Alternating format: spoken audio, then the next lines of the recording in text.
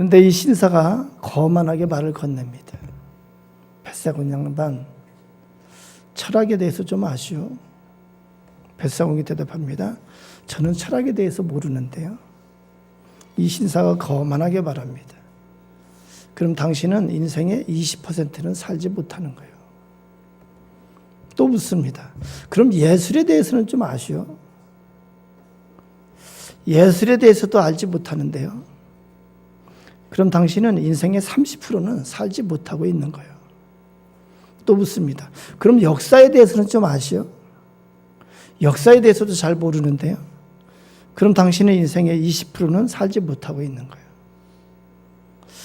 그러던 중에 배가 강 깊은 곳에 이르렀습니다. 그리고 갑자기 강한 바람이 불어서 그 급류에 배가 뒤집힐 위기에 처했습니다. 그때 뱃사공이 물어봤습니다. 신사 양반, 헤엄칠 줄은 아시오? 신사가 대답합니다. 나는 헤엄칠 줄 모릅니다. 뱃사공이 뭐라고 말하냐면은 그럼 이제 당신은 인생의 100%를 살지 못하는 거예요. 배가 뒤집히고 신사가 물에 빠져서 허우적대며 살려달라고 부르짖었습니다. 그 뱃사공이 구출해졌고 그제서야 그 신사의 거만함이 꺾어졌습니다. 이 세상에 수많은 사람들이 각각의 인생을 삽니다. 산다는 것은요, 그것을 인생을 뭘로 채운다는 것을 의미하기도 합니다. 그래서 그 인생을 돈으로 채우기도 하고 사랑으로 채우기도 하고 직업 일로 채우기도 하고 지식으로 채우기도 하고 자기 자랑으로 채우기도 하고 명예로 채우기도 하고 각각 자기 나름대로 중요하게 여기는 요소들로 인생을 채우며 삽니다. 그런데 삶의 끝에서 죽음의 강을 건널 때에 그 인생의 100%가 될 수 있는 것이 무엇일까요? 바로 예수 그리스도십니다. 예수 그리스도에 대한 믿음만이 그 죽음의 강을 건널 때 그에게 100% 인생이 될 수가 있습니다. 그래서 우리는 예수님을 그리스도라고 부릅니다. 예수님이 구원자 되신다고 그렇게 말합니다. 예수님이 이렇게 말씀하십니다. 내가 곧 길이요 진리요 생명이니 나로 말미암지 않고는 아버지께로 올 자가 없느니라. 또 요한복음 3장 16절에서 이렇게 말씀하십니다. 하나님이 세상을 이처럼 사랑하사 독생자를 주셨으니 이는 그를 믿는 자마다 멸망하지 않고 영생을 얻게 하려 하심이라. 그렇습니다. 예수 그리스도를 믿는 것만이 영원한 생명의 길입니다. 로마서 1장 16절에 사도 바울이 이렇게 말하고 있습니다. 내가 복음을 부끄러워하지 아니하노니 이 복음은 모든 믿는 자에게 구원을 주시는 하나님의 능력이 됨이라. 오직 예수 그리스도의 복음만이 영생의 길입니다. 예수 그리스도의 복음만이 멸망에서 구원받는 수 있는 유일한 길입니다. 이것에 대해서 쓴 것이 로마서 1장에서부터 11장까지의 내용입니다. 그러면 생명을 얻는 방법, 믿음으로 말미암아 구원을 얻게 하는 방법이 무엇일까요? 어떻게 하면 믿음이 생깁니까? 예수 그리스도의 십자가와 부활에 대한 믿음이 어떻게 생길까요? 죽은 자 가운데서 3일 만에 살아났다는 것이 사실로 믿어지는 그 믿음이 어떻게 생길까? 믿음이 어디서 나옵니까? 구원에 이르게 하는 믿음이 어떻게 주어지나요? 성경에서는 들음에서 난다고 그렇게 말합니다. 로마서 10장 17절에 그러므로 믿음은 들음에서 나며 들음은 그리스도의 말씀으로 말미암았느니라. 구원에 이르게 하는 믿음은 오직 들음에서 나옵니다. 들을 때에 믿음이 생겨요. 복음을 들어야 믿음이 생깁니다.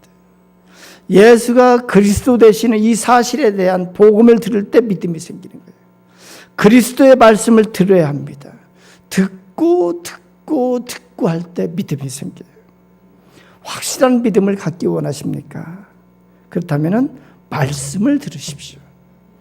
열심을 내서 하나님의 말씀을 들을 때 그때 믿음이 생깁니다.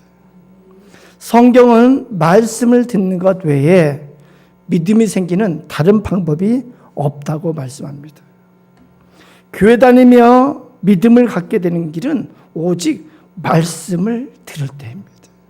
그래서 많은 사람의 체험을 들으면은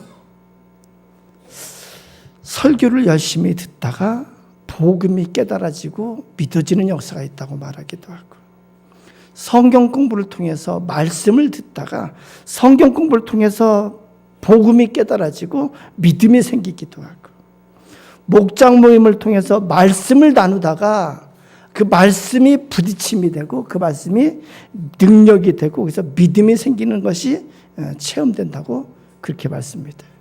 우리가 불신자들을 예수 믿게 하는 문제도 마찬가지입니다. 예수 그리스도를 믿지 못하는 자에게 믿음이 생기게 만드는 비결이 무엇일까요? 그것은 모든 수단과 방법을 동원해서 하나님의 말씀을 듣게 하는 거예요. 듣고 들을 때 어느 날 하나님의 말씀과 제대로 만날 때 믿음이 생기는 거예요. 아멘, 할렐루야. 로마서 1장에서 11장은 그래서 구원에 이르는 믿음에 대해서 기록하고 있습니다. 그리고 12장에서 16장은 이제 구원받은 자는 이 세상을 어떻게 살아가나 하는 것에 대한 기록입니다. 그 처음 지난주에 했습니다. 12장 1, 2절입니다. 그러므로 형제들아 내가 하나님의 모든 자비하심으로 너희를 권하노니 너희 몸을 하나님이 기뻐하시는 거룩한 산 제물로 드리라. 이는 너희가 드릴 영적 예배니라. 너희는 이 세대를 본받지 말고 오직 마음을 새롭게 함으로 변화를 받아 하나님의 선하시고 기뻐하시고 온전하신 뜻이 무엇인지 분별하도록 하라. 구원받은 자, 영생을 얻은 자는 이제는 새롭게 변화된 삶을 살아야 한다고 말씀합니다. 새롭게 변화된 삶이 어떤 것일까? 무엇과 같으냐면요, 요즘 우리가 큐티를 하고 있습니다. 요즘 묘하게 큐티하는 여호수아서와 그리고 성경 읽기하는 신명기 이쪽이 잘 어울려져요. 그렇죠? 지난주 큐티 여호수아서를 했는데 이스라엘 백성이 가나안 정복을 시작합니다. 가나안 정복을 시작하는 것은 뭐냐면은 그리스도인이 이 세상을 살아갈 때 어떻게 하면 승리하는 삶을 살 수 있을까? 이 세상을 어떻게 하면은 정복하는 자로 살 수 있을까? 그 가나안 정복의 시작은 여리고성 함락으로부터 시작이 됩니다. 그 전에 요단강을 건너면서 또 할례를 행하면서 확실한 믿음의 증거를 갖게 돼요. 그것은 그 기념비는 우리 각자의 마음속에 있는 예수 그리스도의 십자가와 부활에 대한 그 믿음이 증거가 되는 거예요. 그리고 나서 여리고성을 공격하는데 그 여리고성은 난공불락의 성입니다. 거기는 이중 성벽으로 견고한 성이고 그 성벽 위는 마차가 다닐 수 있을 정도로 아주 두껍고 무너질 수 없는 그런 성이에요. 그런데 이스라엘 군대가 그 여리고성을 어떻게 공격하나요? 일반적인 방법, 세상적인 방법으로 하려면 어떻게 해야 돼요? 우리가 영화에서 본 것처럼 성문을 이제 향해서 부수도록 큰 통나무를 이렇게 해가지고 막 가서 성문에 계속 부딪히잖아요. 이게 쪼개지도록, 그죠? 그렇게 하든지 또 긴 사다리를 만들어서 성벽을 올라가든지 불화살을 만들어서 성내로 쏘든지 아니면은 성벽 위에 흙을 높이 쌓아서 그 흙을 통해서 그 안에 성만을 공격하는 방법이 있습니다. 여러 방법이 있습니다. 그런데 이스라엘의 군대는 그런 방법으로 공격하지 않습니다. 이제는 하나님이 가르쳐 주신 방법으로 공격을 해요. 그래야 여리고를 무너뜨릴 수 있습니다. 이것이 바로 12장 2절의 내용이에요. 로마서 12장 2절 너희는 이 세대를 본받지 말고 오직 마음을 새롭게 함으로 변화를 받아 하나님의 선하시고 기뻐하시고 온전하신 뜻이 무엇인지 분별하도록 하라. 어떻게 살아야 하나요? 이 시대의 흐름을 따라가지 말라 해요. 이 세상의 방법대로 살지 말아라 해요. 마음이 새롭게 된 자는 이제는 하나님의 선하시고 기뻐하시고 온전하신 뜻이 무엇인지 분별해서 그 뜻대로 살아야 한다 해요. 그럴 때에 하나님께서 하시는 역사가 있다고 말씀하시는 거예요. 여리고성을 어떻게 공격하나요? 하나님이 어떻게 하라고 그러나요? 성주의를 매일 한 번씩 돌아라 해요. 모두가 같이 언약궤를 앞세우고, 이 언약궤는 하나님의 말씀의 상징이고 하나님의 임재의 상징입니다. 하나님의 말씀과 하나님의 임재를 믿으면서 6일 동안 매일 여리고성을 돌아. 이것은 예배의 삶이에요. 그리고 7일째는 어떻게 해요? 큰 소리로 다 같이 외쳐 부르는 거예요. 외치는 거예요. 이것을 저는 기도라고 생각을 합니다. 예배와 기도의 삶이, 예배와 기도를 통해서 이것이 여리고를 무너뜨리는 능력이 됐어요. 하나님께서 가르쳐 주시는 방법대로 하니까 인간의 힘으로 할 수 없는 그 여리고성이 무너졌습니다. 이스라엘이 가나안 땅에 들어가면서 만나가 그치게 돼요. 우리가 큐티한 건데. 그리고 그 땅의 소산을 먹게 됩니다. 이제는 결실을 얻기 위해서 스스로 땀을 흘리고 수고를 해서 그 소산물을 먹는 삶을 사는 거예요. 뭐와 같으냐면은 자녀가 성장해서 취업해서 스스로 돈을 벌어서 먹고 사는 삶이에요. 이것이 그리스도인이 이 세상 속에서 사는 모습이에요.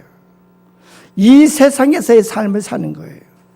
예수님이 제자들을 불러서 3년 동안 같이 하면서 예수님께서 기적, 기사와 표적을 보여주시고, 그리고 말씀을 가르치시고 훈련을 시킵니다. 그리고 3년이 지날 때 예수님께서 십자가에 달리시면서 제자들에게 그렇게 말합니다. 이제는 너희를 세상으로 보낸다고 말합니다. 너희를 내가 세상에서 불러냈고 이제는 너희를 세상으로 보낸다고 말합니다. 그러면서 말씀하시는 것이 너희는 세상에 속한 자가 아니다 말씀합니다.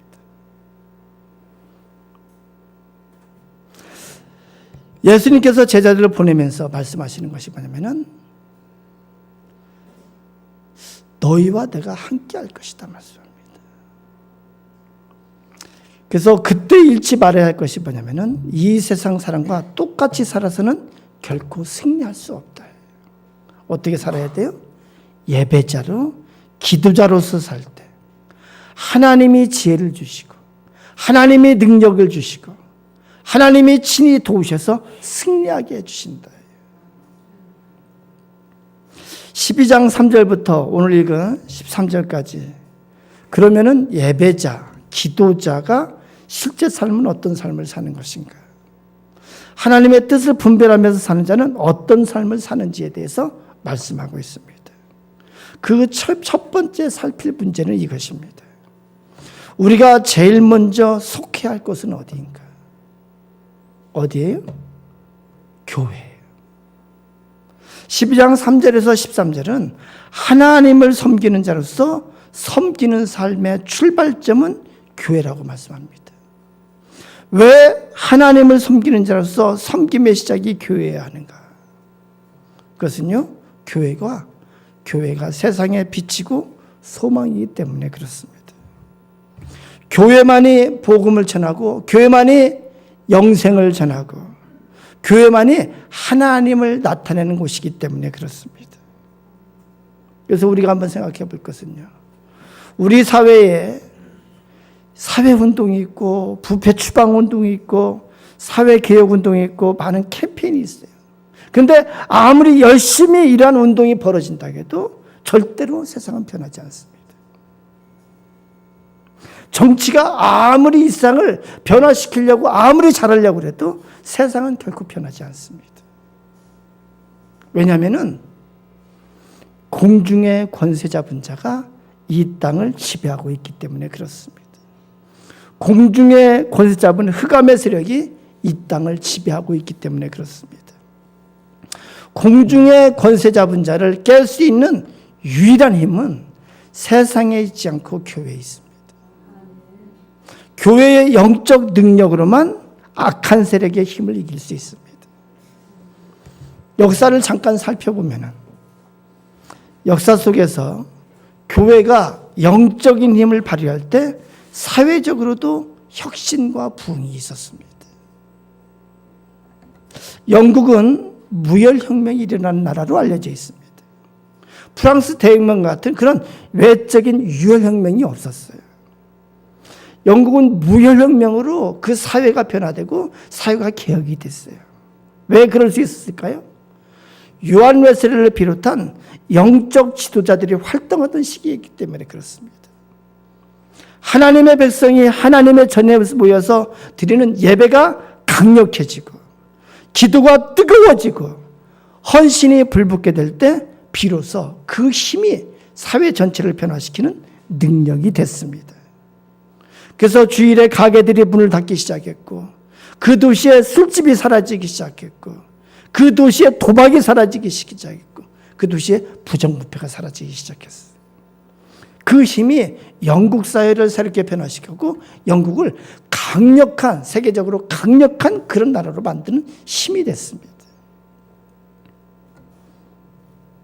1910년에 우리나라에도 평양에 대부흥운동이 일어났습니다. 도시 전체가 회개운동이 일어나기 시작했어요. 그리고 나서 평양 시내에 술집들이 문을 닫기 시작했다고 그렇게 역사서는 기록하고 있습니다. 교회가 빛의 사명을 다하지 못하고 부패하고 힘을 잃었을 때 그 사회 역시 부패하고 그리고 이렇게 방향을 잃은 것을 우리는 역사 속에서 알 수 있습니다. 그리스도인은 그래서 먼저 교회를 섬겨야 돼요. 교회가 모든 것의 기본이 되기 때문에 그렇습니다. 여러분의 삶 가운데 교회의 섬김이 여러분의 삶 가운데 교회의 섬김이 우선순위에 있어야 됩니다. 다시 한번 말씀드리면 이스라엘의 삶의 중심에는 성막이 있었어요. 그것은 예배예요. 하나님 앞에 드리는 예배예요. 여러분의 삶의 영역을 카테고리를 크게 세 가지로 나눠보면 아마도 직장 생활이 있을 것이고 가정 생활이 있을 거고 교회 생활이 있을 거예요. 여러분은 어떤 것이 가장 중요한가요? 그 중에 최우선순위는 무엇이 되어야 될까? 모든 여러분의 생활의 바탕이 무엇이 되어야 될까? 성경에서는 교회여야 합니다. 교회 생활에 승리할 때, 예배자로서 승리할 때, 사회에서 승리할 수 있고 가정에서 승리할 수가 있습니다. 이것이 이제 새롭게 변화된 삶의 모습이라고 성경에서는 그렇게 말씀합니다. 오늘 말씀 5절에 이와 같이 우리 많은 사람이 그리스도 안에서 한 몸이 되어 서로 지체가 되었느니라. 교회가 우선이 되어야 하는 이유는 교회는 그리스도의 몸이기 때문에 또한 그렇습니다. 교회의 구성원인 우리 한 사람 한 사람은 그리스도의 몸의 지체라고 말씀합니다. 4절에 이렇게 기록합니다. 우리가 한 몸에 많은 지체를 가졌으나 모든 지체가 같은 직분을 가진 것이 아니니. 그것은 뭐냐면은 각각의 맡은 역할이 있다예요. 그리스도인은 그리스도의 몸된 교회에 속한 자고 거기에 지체로서 각각의 맡은 역할이 있다고 오늘 성경은 말씀합니다. 뭐가 똑같냐면은 우리 몸에 각 지체가 있고 갖고 있는 역할을 통해서 우리 몸 전체가 이렇게 활동하게 되고 우리 몸 전체가 건강하게 세워지는 거예요. 눈이 있고 코가 있고 입이 있고 손톱이 있고 발톱이 있고 보이지 않는 내부에도 신장이 있고 소장이 있고 대장이 있고 여러 가지가 있지 않습니까? 각 지체는 우리 몸의 각 부분처럼 담당해야 되는 역할이 있다고 말씀합니다. 6절에 뭐라고 말씀하냐면은 우리에게 주신 은혜대로 받은 은사가 각각 다르니. 할렐루야. 각각 은사가 다른다는 것은 각각 담당해야 될 역할이 있다라고 그렇게 해석하면 될 것 같습니다. 바울은 중요한 6가지 은사를 예로 들고 있습니다. 이것은 은사가 6가지뿐이라는 의미가 아닙니다. 다양한 은사 중에서 몇 가지 예를 들고 있다고 보면 됩니다. 우리가 병원에 가면은 그게 이제 내과가 있고 외과가 있고 뭐 신경과가 있고 뭐 여러 가지 과가 있습니다. 근데 내과 안에 보면은 그 안에 또 뭐가 있어요? 그 안에 소화기과가 있고 순환기가 있고 또 뭐 심장 전문이 있고 또 신장 전문이 있고 위 전문이 있고 이렇게 다 갈라지는 것처럼 그렇게 은사가 여러 가지로 갈라진다고 가르쳐주고 있어요. 그래서 은사는 특수한 몇 사람에겐 주어지는 것이 아니에요. 교회의 지체에게는 각각 받은 은사가 다 있다는 거예요. 각각 담당해야 될 역할이 다 있다고 가르쳐 주시는 거예요. 오늘 성경은 또한 교회 안의 은사 역할에 대해서 중요한 원칙을 말해주고 있습니다. 3절에 이렇게 기록합니다. 너희 각 사람에게 말하노니 마땅히 생각할 그 이상의 생각을 품지 말고 오직 하나님께서 각 사람에게 나누어주신 믿음의 분량대로 지혜롭게 생각하라. 자기 역할에 집중하라고 말씀하는 거예요. 그래서 저를 볼까요? 저는 하나교회 담임 목사가 제 직분이에요. 그런데 제가 이제 교단 나가서 우리나라의 전체 교회 뭔가 변화되고 갱신이 될 뭐 그런 것이 좀 그랬으면 좋겠다는 그런 마음이 있어요. 근데 제가 제 직분이 하나교회 담임 목사인데 제가 한국교회를 새롭게 하는 그런 일을 하면 될까요? 아닌 거예요.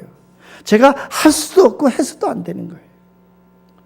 이제 우리 5월 말에 우리 교단에 이제 총회가 있는데 우리 교단이 왜 이럴까 하고 그렇게 이제 비판적인 생각을 갖고 있는데 제가 이번에 부총회장 나가는 그 후보자들 다 만나봤는데 그분들도 똑같은 생각을 다 갖고 있어요. 어떻게 하면은 이 교단을 새롭게 할까? 그러니까 그런 생각은 나만 갖고 있는 것이 아니고 많은 사람이 갖고 있는 거예요.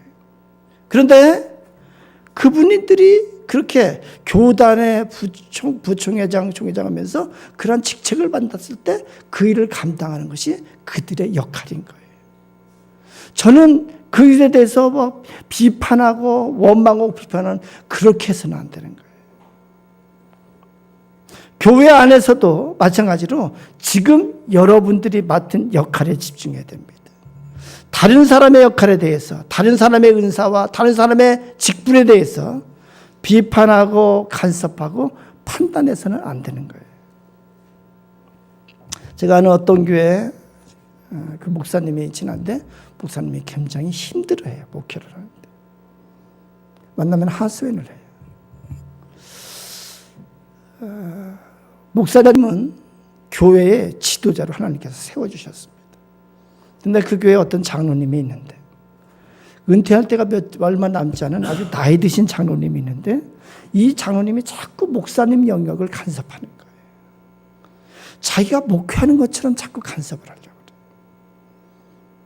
그러다 보니까 다른 장로님들이 또 이게 서로 그 장로님들끼리 서로 간섭하고 비판하게 되고 그러다 보니까 또 안수 집사님들 같이 서로 이렇게 막 그 장로님들에서 비판하고 교회가 이렇게 알게 모르게 자꾸 이렇게 편이 갈라지는 것처럼 갈라졌다는 거예요. 교회 갈등이 있는 거예요. 오늘 성경에서 말씀하는 것이 뭐냐면은 마땅히 생각할 그 이상의 생각을 품지 말라고 말합니다. 바꿔 말하면은 우리식으로 그저 말하면은 주제 넘은 생각을 하지 말라요.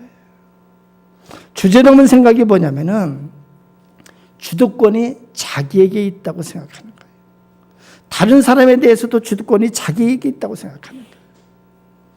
우리는요, 지체 의식을 가져야 돼요.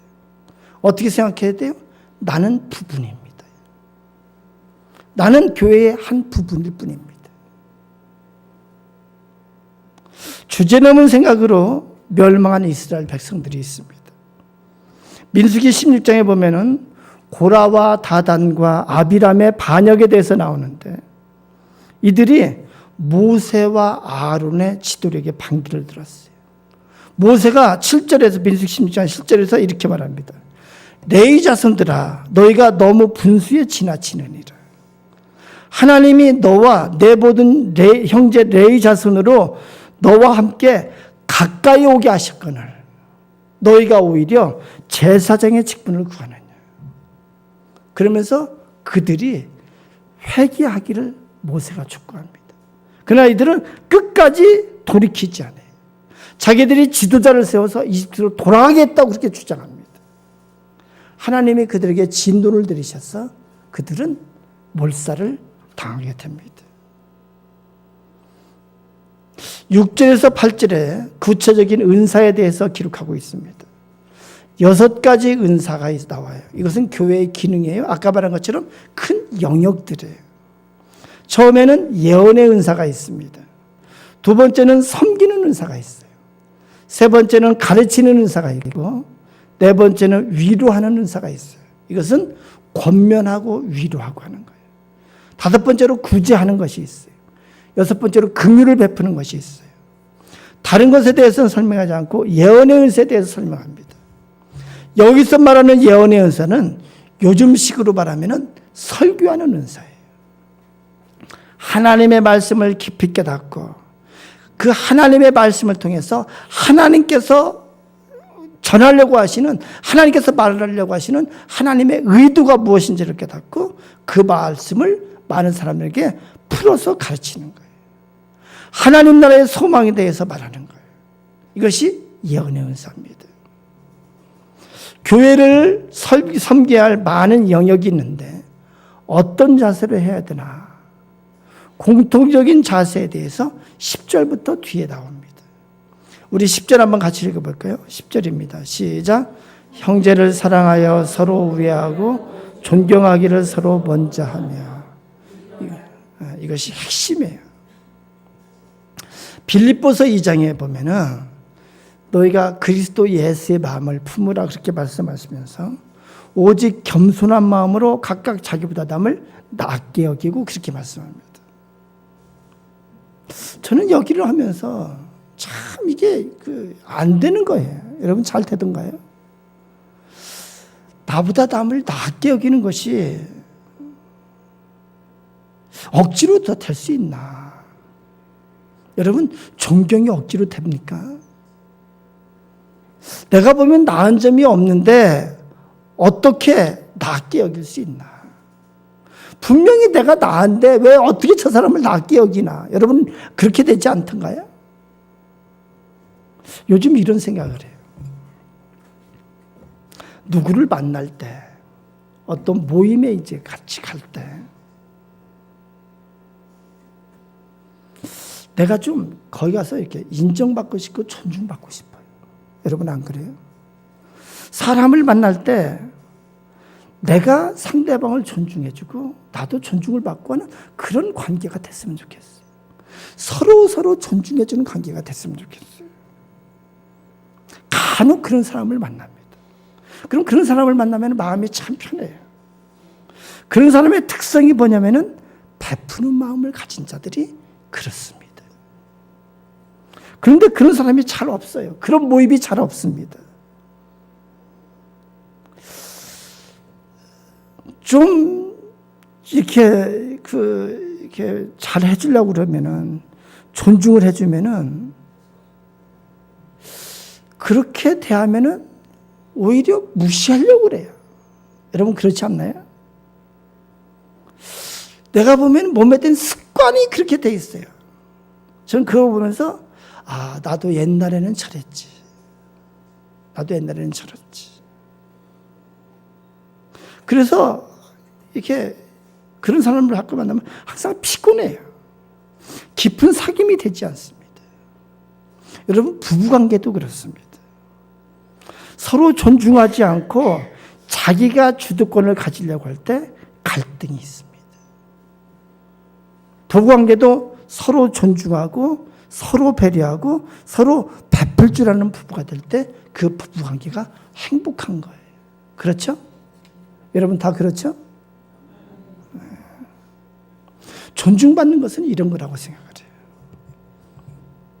나는 내가 자랑스러워하는 것이 있어요. 나뿐만이 아니고 우리 각자는요, 자기가 귀하게 여기는 자기 가치가 있어요. 자기가 자랑스러워하는 것이 있어요. 그것에 대해서 관심 가지고 들어주고 인정해 줄 때, 아, 내가 존중받고 있다고 그렇게 느껴지는 거예요. 무시하지 않는 거예요. 그래서 하나님의 마음도 똑같았습니다. 이스라엘 백성을 향해서 너희가 언제까지 나를 무시하겠느냐. 하나님께서 인정받기를 좋아하셨어요. 언제 갈등이 있나요? 내가 잘났다고 주장할 때. 그래서 나의 의를 주장하고 내가 너보다 잘났다고 자기 자랑을 내세울 때 거기 갈등이 생기는 거예요. 교회 성장연구소에서 세계적으로 성장하는 교회의 특성을 이렇게 조사했어요. 그래서 나온 것이 200몇십 가지가 나왔습니다. 그래서 줄여보니까 170가지 정도가 됐습니다. 그래서 그것을 또 줄여봤어요. 그러니까 8가지 특성이 나왔어요. 건강한 교회, 성장하는 교회 특성 8가지가 나왔어요.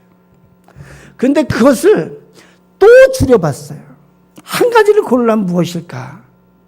뭐냐면 소그룹이에요. 소그룹. 저는요, 그 얘기를 들으면서 왜 그런가 생각을 해봤어요. 소그룹은 나눔이 있기 때문에 그렇습니다. 소그룹에서는 나눔이 있어서 서로 들어주고 서로 인정해주고 서로 격려하고 그렇게 할 수 있는 것이 바로 소그룹의 능력이에요.